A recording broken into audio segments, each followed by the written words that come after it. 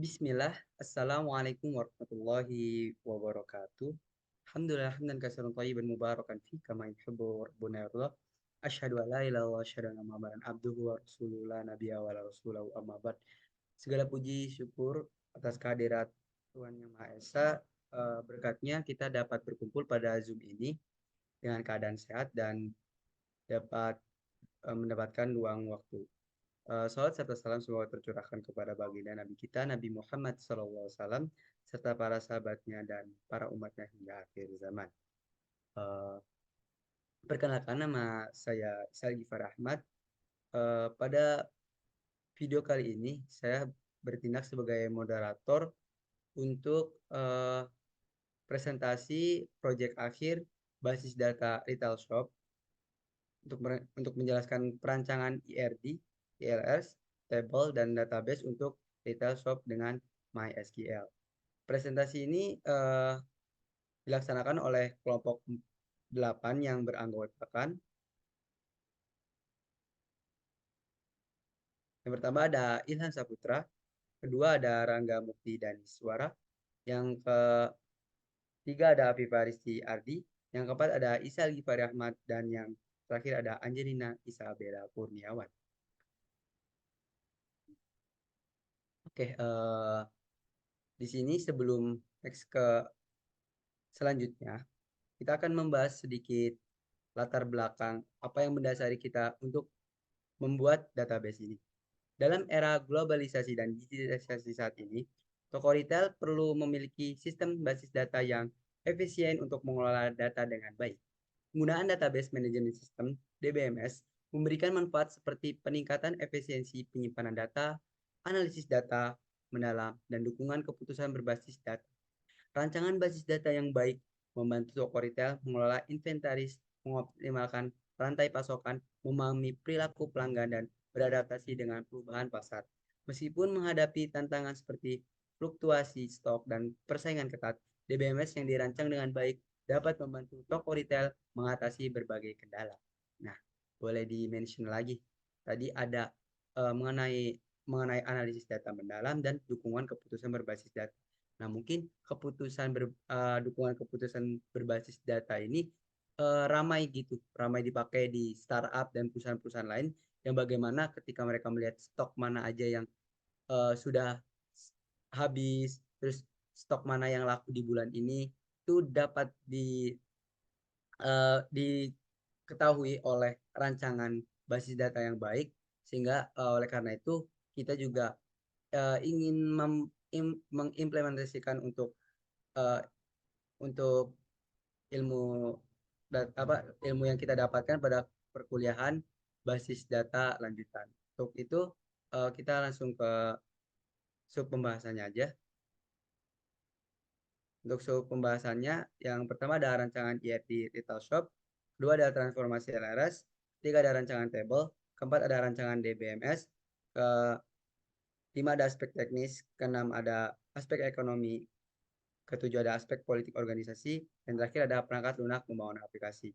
Untuk sub pembahasan pertama akan saya serahkan kepada Afifah. Waktu dan tempat dipersilakan. Oke, terima kasih kepada moderator.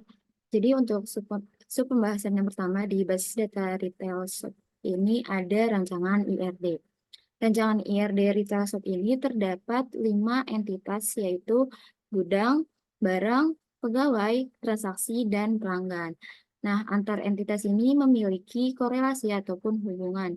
Yang pertama itu terdapat hubungan one-to-many antara gudang dan barang, yang berarti satu gudang itu dapat menyimpan banyak barang. Artinya, gudang ini berperan sebagai tempat penyimpanan untuk sejumlah barang. Selanjutnya, terdapat hubungan many-to-many antara barang dan pegawai, yang berarti bahwa banyak pegawai dapat memanajemen sejumlah barang. Hal ini menunjukkan adanya keterlibatan lebih dari satu pegawai dalam manajemen barang. Kemudian terdapat hubungan many-to-many antara pegawai dan pelanggan, yang berarti banyak pegawai dapat melayani banyak pelanggan. Hal ini mencerminkan kompleksitas hubungan antara pegawai dan pelanggan dalam konteks pelayanan. Di sini pelanggan digunakan sebagai entitas spesialisasi dengan supertype dan subtype. Dalam hal ini, pelanggan memiliki jenis-jenis khusus yang terkait dengan hubungan one-to-many dengan transaksi, yang menunjukkan bahwa satu pelanggan dapat melakukan banyak transaksi. Dan yang terakhir, terdapat hubungan one-to-many antara transaksi dan barang, yang berarti satu transaksi dapat melibatkan pembelian banyak barang. Hal ini menunjukkan adanya korelasi antara transaksi yang dilakukan oleh pelanggan dan barang yang dibeli dalam transaksi tersebut. Jadi secara keseluruhan gambaran ini memberikan pemahaman tentang bagaimana kelima entitas saling berkorelasi dan berinteraksi. Untuk selanjutnya ada transformasi LRS yang akan disampaikan oleh Rangga. Oke, terima kasih ya, Viva. Selanjutnya, eh, kita ke transformasi LRS.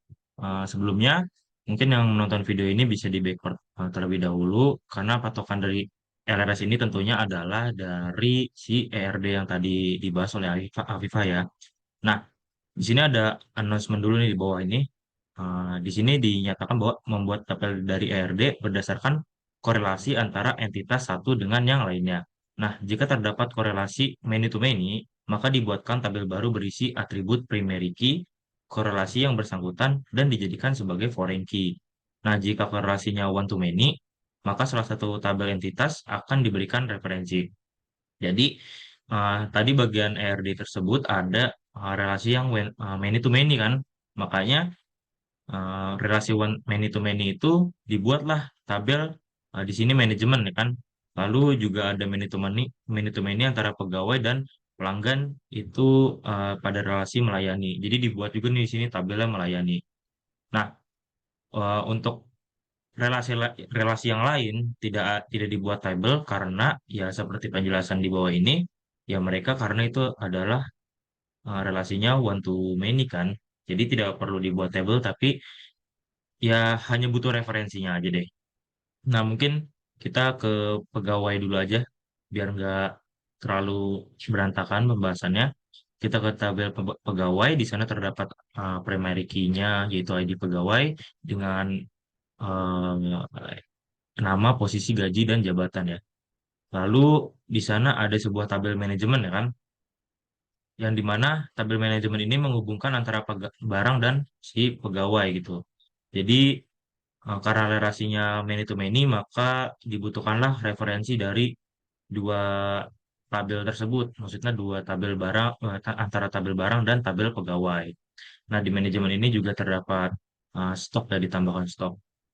Lalu kita lihat lagi dari antar pegawai dan pelanggan yang di bawah ya. Di sana ada tabel baru yaitu melayani. Kenapa? Karena relasi antara pegawai dan pelanggan itu many to many. Seperti itu. Jadi pada tabel melayani kita ambillah referensi dari pegawai yaitu primary key-nya. Lalu kita ambil juga bukan relasi, kita ambil juga primary key dari tabel pelanggan yaitu ID pelanggan. Lalu di bagian tabel melayani ada tambah baru lagi yaitu tanggal transaksi. Lalu dari pegawai eh, masuk ke transaksi, di sana di transaksi kita cantumin sebuah foreign key ya, karena eh, harusnya karena membutuhkan referensi nanti di bagian akhirnya di transaksi akan muncul sebagai pegawai ya kan. Jadi di pelanggan juga tuh ada kita butuh referensinya kan di primary key-nya.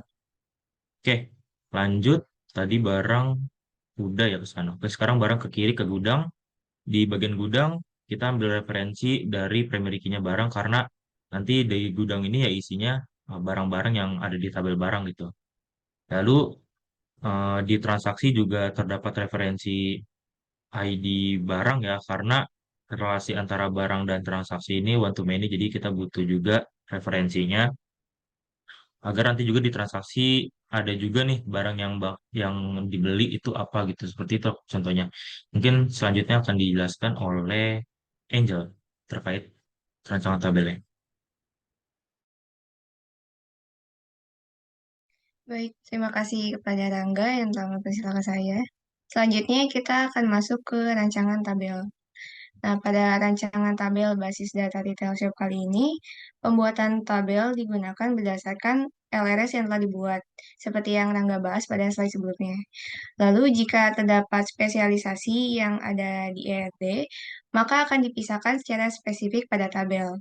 Nah, seperti yang kita lihat pada gambar, tabel gudang, barang, manajemen, pegawai, transaksi, dan melayani dibuat sama seperti yang telah dijelaskan pada LRS sebelumnya. Namun, pada tabel pelanggan dipisah secara spesifik berdasarkan jenisnya, yaitu member dan non-member, di mana tabel member memiliki atribut ID member, tanggal member, dan poin member. Sedangkan tabel non-member hanya terdapat atribut tanggal transaksi. Baik, untuk penjelasan selanjutnya akan dipaparkan oleh rekan saya, Ilham. Oke, terima kasih pada Angel. Untuk penerapan database ini diterapkan oleh dari tabel RLF sebelumnya. Eh, yang pertama, kita akan membuat perintah create, yaitu perintah dari DDL create database pertama, yaitu dengan nama toko retail. Lalu dengan use toko retail, yaitu berarti kita menggunakan database toko retail ini seperti pengupdatean ataupun penghapusan. Selanjutnya membuat tabel pegawai, yaitu membuat dengan perintah DDL dengan field-fieldnya seperti di pegawai dengan tipe data varchar dengan jumlah karakter itu sebanyak 255 dengan not null. Not null itu artinya data dari ID pegawai ini tidak boleh kosong.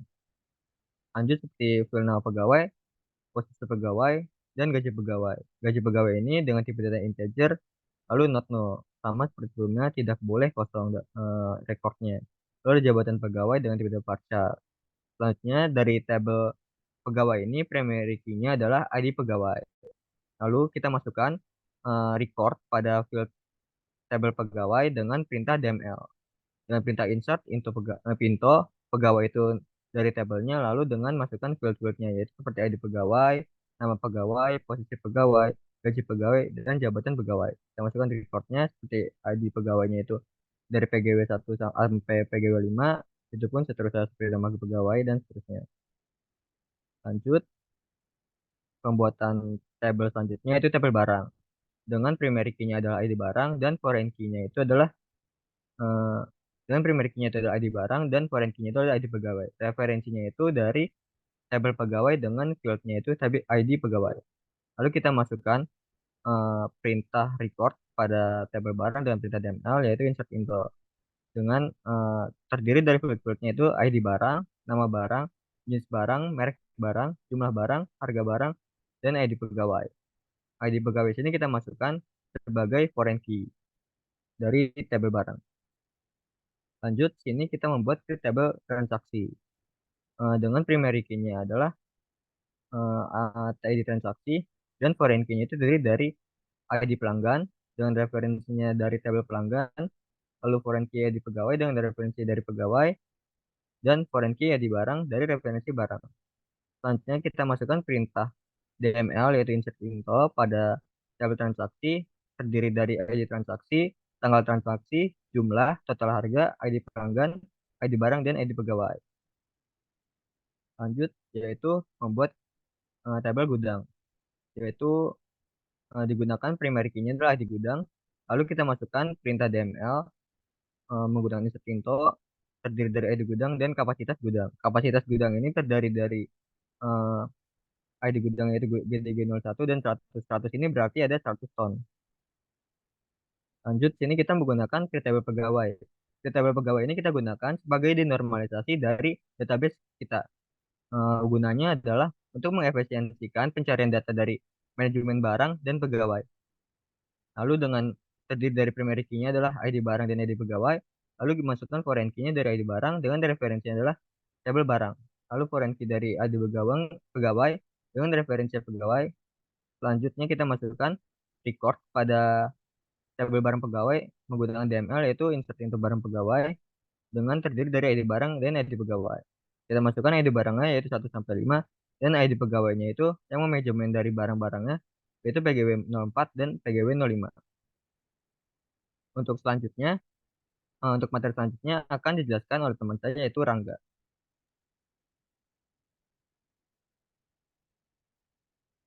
maaf, sebelumnya di sini ada tambahan yaitu eh, ada pembuatan alter table. Alter table pada tabel barang yaitu digunakan untuk penghubung antara tabel barang pegawai dengan barang. Jika eh, ada pengupdatean suatu record pada barang, maka itu akan berefek juga atau akan diupdate juga pada tabel barang dan pegawai. Begitupun seterusnya. Tujuannya jika kita ubah record pada tabel barang, maka perubahan juga akan terjadi pada tabel yang saling terkait, yaitu tabel barang pegawai. Untuk materi selanjutnya akan disampaikan oleh rekan saya yaitu Rangga. Oke, terima kasih Ilham. Selanjutnya, di sini kita akan memilih nih rancangan DBMS kita. Nah, setelah hasil rundingan, rancangan DBMS ya atau Database Management System yang akan kita rancang ini, kita akan buat secara terpisah gitu dengan beberapa alasan uh, yang jelas gitu ya. Jadi yang pertama itu alasan kita memilih rancangan DBMS terpisah ini karena kita ingin memisahkan tanggung jawab dan fungsi antara basis data dan si aplikasinya sehingga memudahkan pengembangan, pengujian, pemeliharaan maupun servis ya atau perbaikan si DBMS tersebut. Lalu yang kedua meningkatkan keamanan dan privasi data karena basis datanya dapat dienkripsi, di backup juga dan di recovery secara terpisah dari aplikasinya. Lalu yang ketiga meningkatkan performa dan efisiensi karena si basis datanya dapat dioptimalkan, diindeks dan di-cache secara terpisah dari aplikasi. Lalu yang terakhir nih, meningkatkan skalabilitas dan fleksibilitas karena si basis datanya dapat diakses, dapat diubah juga, dapat diintegrasikan dengan berbagai aplikasi yang berbeda. Jadi itu alasan yang kuat atau alasan yang jelas ya kenapa kita memilih rancangan DBMS yang secara terpisah. Selanjutnya bisa dijelaskan oleh Viva. Oke, terima kasih Rangga. Selanjutnya ada aspek teknis rancangan DBMS. Sistem manajemen basis data untuk toko retail yang menggunakan MySQL biasanya melibatkan beberapa tabel utama untuk mengolah data penjualan barang, barang, pembeli, dan transaksi. Struktur tabel yang umum digunakan yang pertama itu ada tabel pegawai. Jadi tabel ini digunakan untuk menyimpan informasi tentang para pegawai yang bekerja di toko retail. Informasi yang disimpan berupa ID pegawai, nama pegawai, posisi, gaji, dan juga jabatan. Yang kedua ada tabel barang. Tabel ini digunakan untuk menyimpan informasi tentang barang-barang yang dijual di toko retail. Informasi yang disimpan berupa ID barang, nama barang, jenis barang, merek barang, dan juga harga barang. Yang ketiga ada tabel pelanggan. Tabel ini digunakan untuk menyimpan informasi tentang pelanggan yang melakukan pembelian di toko retail. Informasi yang disimpan berupa ID pelanggan dan juga jenis pelanggan. Yang keempat ada tabel transaksi. Tabel ini digunakan untuk menyimpan informasi tentang setiap transaksi yang terjadi di toko retail. Informasi yang disimpan berupa ID transaksi, tanggal transaksi, jumlah, dan juga total harga. Dan yang terakhir di sini ada tabel gudang. Tabel ini digunakan untuk menyimpan informasi tentang stok barang di toko retail. Informasi yang disimpan berupa ID gudang dan kapasitas barang. Untuk selanjutnya ada aspek ekonomi yang akan disampaikan oleh Angel. Baik, terima kasih kepada Viva. Selanjutnya kita akan masuk ke aspek ekonomi. Dan dalam konteks ekonomi, sistem manajemen basis data atau DBMS untuk toko retail yang menggunakan MySQL memiliki beberapa manfaat penting. Yang pertama, ada efisiensi.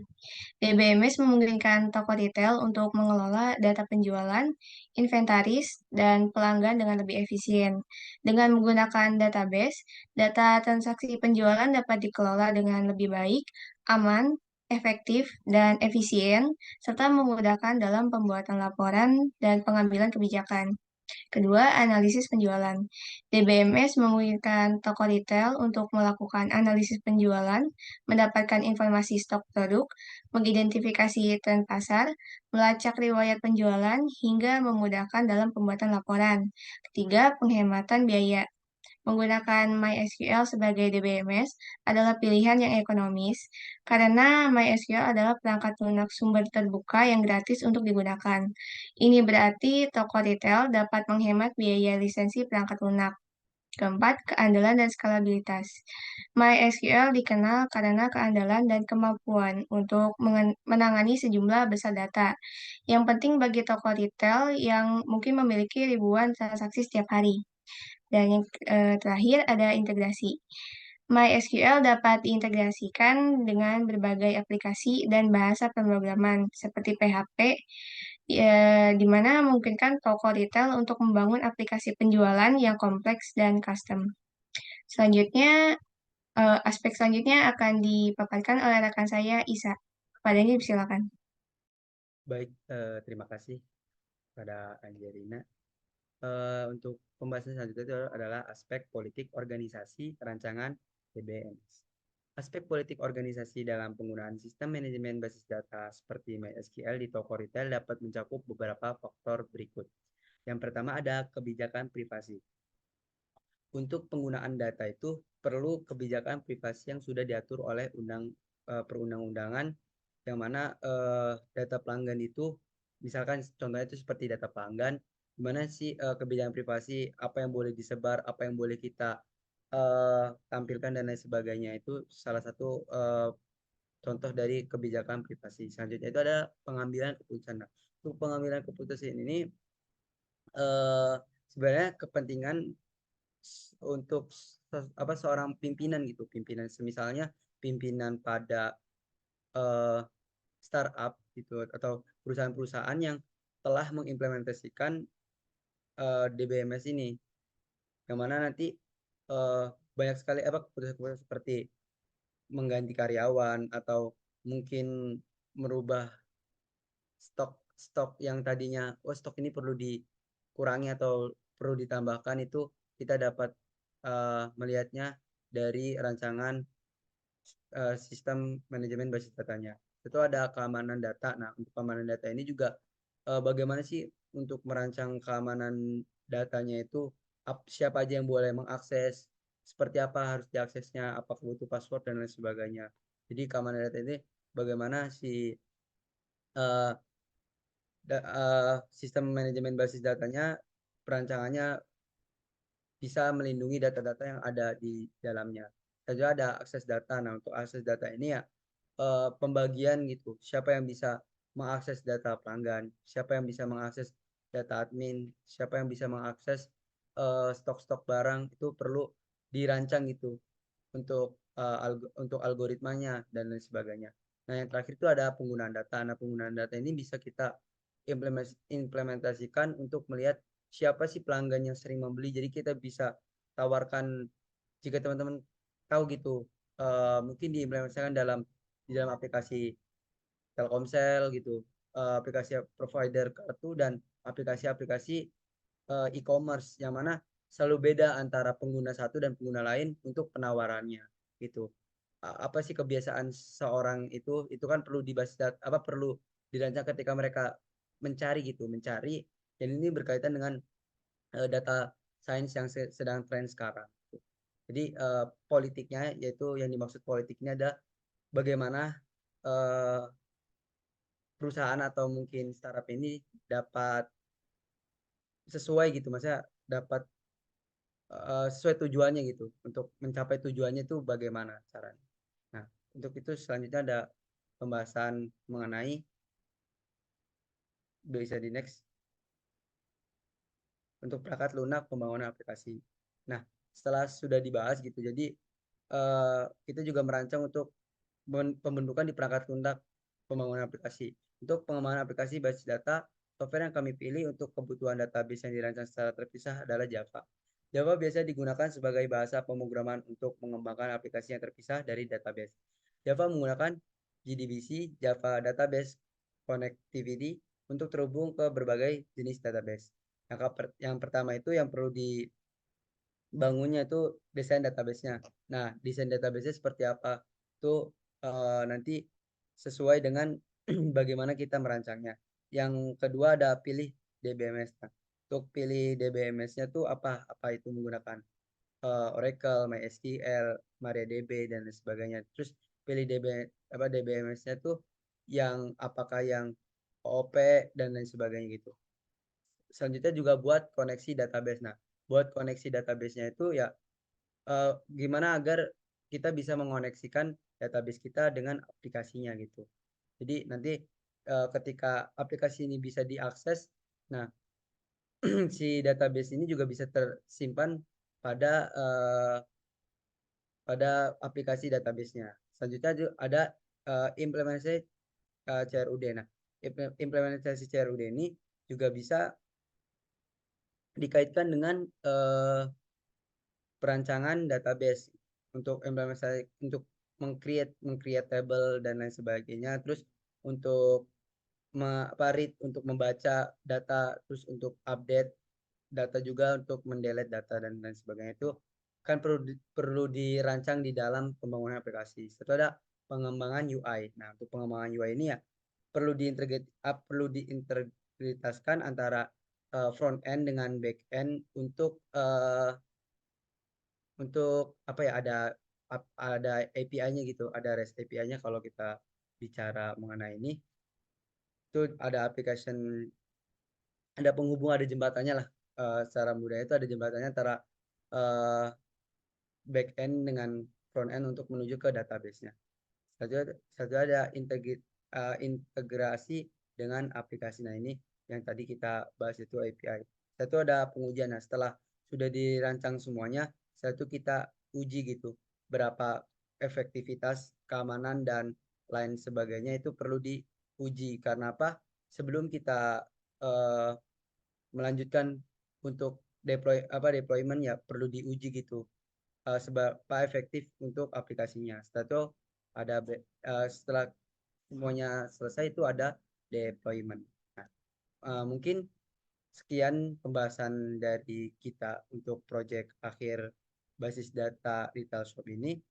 Jika teman-teman mungkin masih punya pertanyaan dan lain sebagainya, boleh chat aja di kolom komentar. Terus juga semoga juga bisa jadi pembelajaran buat teman-teman dan buat kita juga, buat kelompok 8 ini, dan menjadikan bahan keilmuan gitu buat sharing-sharing dan lain sebagainya untuk penunjang kita selama di perkuliahan. Terus juga terima kasih juga buat Bu Ute yang telah menjadi pengampu dosen di mata kuliah basis data lanjutan. Berkat beliau juga kita dapat memahami basis data lanjutan ini dengan sangat baik. Dan juga saya berterima kasih selaku moderator kepada teman-teman, kepada Rangga, kepada Ilham, kepada Afifa, dan kepada Angelina. Dengan ini kita dapat berhasil menyelesaikan proyek akhir ini. Sekian dari saya selaku moderator, pamit undur diri. Wabillahi taufiq wal hidayah. Wassalamualaikum warahmatullahi wabarakatuh.